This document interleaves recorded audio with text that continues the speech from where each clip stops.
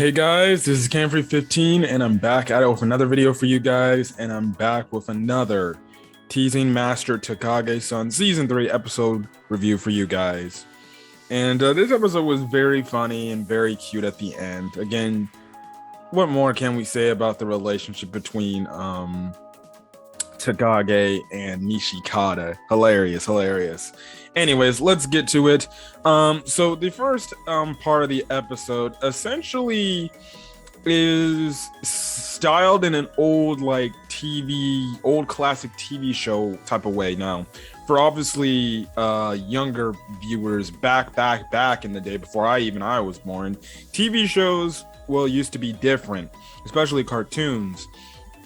Cartoons back in the day, they would just have it to where it's just music in the background playing throughout the episode, and you would just have it to where characters would speak dialogue essentially through speech bubbles and through illustrations and everything of what they mean. That's how it used to be way back in the day. There was no voice acting at the time. It was just music in the background, these characters here and stuff like that. So essentially what happened in the first half of this episode, Nishikata's walking to school, but he has this meter, this Takagi meter next to him, and he's wondering if Takagi is following him and everything. And yes, obviously she is following him. Every time he turns back, she hides somewhere and everything, which I thought was freaking hilarious. Anyways, he then comes up with the idea. He's like, I'm gonna get to school and I'm gonna have this blue marble, and I'm gonna try to trick her and mess with her and tease her, and she's gonna think that I have an eraser, but when I show her it's actually a blue marble, I'm going to win and I'm gonna beat her at something. Now, Takagi actually freaking overheard this because she was hiding nearby. So she just kind of waits a bit in this little alleyway. She takes a deep breath. She walks out in front of him, and obviously Nishikata's thinking I got her this time. And that's obviously, he asked her what do you think I have in my pocket right now? And she obviously says the blue marble, and he's absolutely shocked and stuff like that. And again, hilarious, cute stuff. I did like the attention to detail of her, when she was in the alleyway and she was because obviously she likes him a lot, and I wouldn't blame her if she ends up getting flustered, or she ends up, it's hard for her to talk to a guy she likes. So I did like that attention to detail. We do cut over to the little girl group we saw, and it was essentially trying to do the same thing. It's just the difference is the girl with the glasses ended up getting caught by her friend. Although then that's when the episode after that she gets caught. The episode goes back to how normal episodes today are, where you hear the voice acting and everything. And she's like, I thought I saw Sanae in front of us, but obviously Sanae is behind them doing what the one girl couldn't be able to do, and that's hide and stuff like that. So a nice introduction start and everything. So yeah, the next bit of the episode covers or the teasing moment is, they do I guess fake desk checks. I don't know, it's been a while since I've ever been in elementary school or even in middle school, if they ever do that. I know in middle school they never did desk checks. I think in elementary school they did do desk checks occasionally. It's been so long. But Takagi kind of is messing with our boy Nishikata. She essentially lied. We find out by the end of this teasing stunt, it was all a lie because there was no desk check. But essentially, it's just let's prepare you just in case of what obviously your teacher will do in case of a desk check. So obviously Takagi teases Nishikata when he's doing his desk check and everything, and he gets her. He can't stay composed and everything, and she gets him. So when it's the opposite, he's trying to think I'm gonna get her this time, but he ends up getting flustered to Takagi, and he can't get control of himself. Takagi's like, what's wrong, teacher, or sensei, and stuff like that. And he's just getting freaking flustered. So he comes with the idea, is I bet you she's hiding something in her gym clothes. And he just can't bring himself to grab the gym clothes. And obviously Takage is going on a countdown, and he doesn't make the countdown, and she's like, well, you lose again. And obviously they put it out, and she eventually shows him there was something under the in her PE clothes, which is funny because Nishikata was so close to getting right. He's like, I knew it, and everything and stuff like that. She then Takage then tells him we weren't even gonna have a desk check anyways and stuff like that. So she gets him there again, and it's another funny, hilarious type of thing and everything, which I just die of laughter of. I just love when she freaking gets him, and he's like, he gets so close, he just doesn't have the courage to just go through with it. Like, he literally stuck. He was literally there waiting like those 5 seconds, or really it was like probably a minute or two, and he could have just pulled up the freaking clothes and see if she had something in her PE clothes, but no, he's obviously he doesn't want to get fooled, and to where Takagi laughs at him for, like, epically failing. But my God, you got to stick with your guns. If you trust your gut, it's typically something that your gut's right. Anyways, the next part is a library thing. So Takagi and Nishikata are, like, I guess you can say desk attendants for the library position. They're getting told, listen, just don't make any noise and just help students out that come in.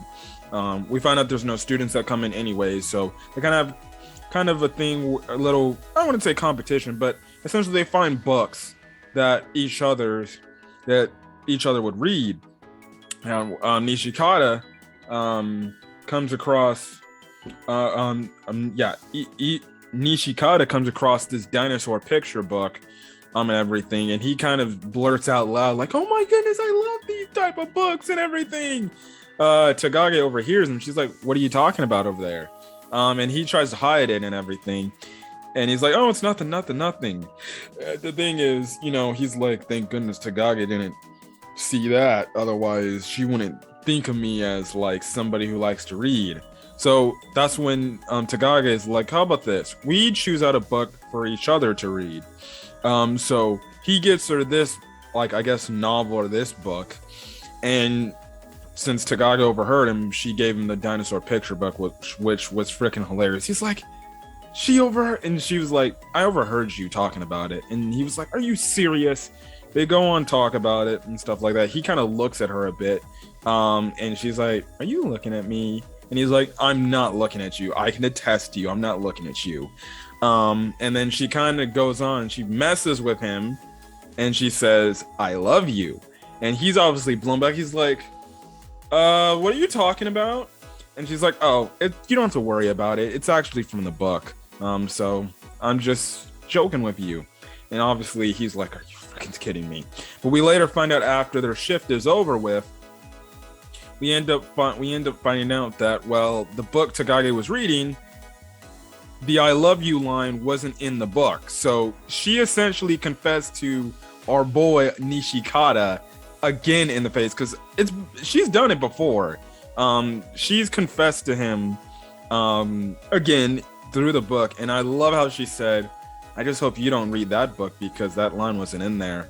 So she freaking just pulls the freaking rabbit out of her hat and just says the I love you line. Obviously our boy Nishikata is too oblivious or dull to believe in the fact that, oh well, she's telling the truth most definitely, or and stuff like that. So it's like, this girl messes with him so much, and like at some point, like, it's so obvious that the girl would like you, but hey, it is what it is. And the last bit of the episode is where he's just running. He runs into Takagi and he says, yeah, I've been jogging and stuff like that, so I can get ready to beat you next time and everything. Takagi makes the one joke because there was I forgot it was season 1 or season 2 where they had the little track sports day meet, and Takagi actually beat him in that, and he's like, yeah, I'm just training so I can one day beat you in that event again, and stuff like that. And he's like, I can freaking run all the way to the beach and everything, and obviously Takagi was like, you can't do that, that's pretty far away. And obviously Nishikata is like, oh please, I'm going to do it. So he goes off, does it. He looks like he's going to tire out and everything. He even says he was on his way home anyways, but he's like, he then remembers what Takagi challenged him to a bit, and he kind of just does a what if scenario in his head, like he does it and Takagi would be all happy about him, Chase, and she would say, I'm very impressed in you and stuff like that. And honestly, because we know equally in a way, Nishikata, our boy, has some feelings for, well, no, he does have feelings for Takagi. He just wants to own her at something and her to be impressed in him. Because, of course, kids their age, or a guy her age, a guy his age at that time, of course, when you're getting into the fact of liking girls, you would think if I come with this situation, she'll be impressed with me and she'll be all over me. So what happens is he ends up running all the way to the beach like that. Just him thinking about Takagi in a bit, for that bit, just gave him enough motivation to do it. He gets to the beach. He takes a picture to prove to Takagi about everything. He takes a picture, but she texts back saying, nice sunset. And he's like, that's not what I meant. I meant that I'm at the beach, not talking about the sunset. And obviously Takagi is right there and everything. And, you know, she shows up, gives him a water bottle, which was sweet of her. I did like the fact that, you know, she gave him a water bottle. So because she obviously knew that, you know, he would try his butt off to do this and everything. So she sits next to him and everything. They have a nice little discussion, but she does end up saying, like, I think what you did was pretty cool and it was impressive, everything. So obviously, you know, he's in his own way happy that she admitted it. But in the meantime, he's blushing beet red like a tomato, as she said, and everything. And he's like, I'm not freaking blushing. You must be crazy and everything. And he's obviously getting embarrassed and flustered because she's just kind of teasing him over and over again. And yeah, the episode ends off with them sitting together on the beach during a sunset. What more romantic? Like what more romantic is that? How, you know, what more romantic can you be? I thought that was a nice, sweet, cute, adorable scene. Again, these two characters, they're just a match made in heaven. And my boy Nishikata wasn't so oblivious. He probably would have figured out, by the way, and he could have just easily said, Takagi, do you have feelings or do you like me? And he would have her beat. Easy. That's all my boy's got to say. Now, depends how Takagi rebubbles to that. But I feel like the only way Takagi would be flustered is if Nishikata ever asked her, like, did you want to go out and stuff like that? Or if Nishikata says, I like you, that's when she'd probably get flustered and stuff like that. If he said, like, I like you more than just a friend. So, yeah, but another solid, funny, cute, adorable episode of Teasing Master Takagi-san, season 3. I actually forgot to mention this, but I haven't watched HI Dive on my laptop. Maybe I might have to do that to see if there's any difference. But I know when I watch it on my phone, whether it's on the app or the web app, I do not like how the way HI Dive handles the subs. And obviously you can say, well, why don't you just watch it on like those other websites online?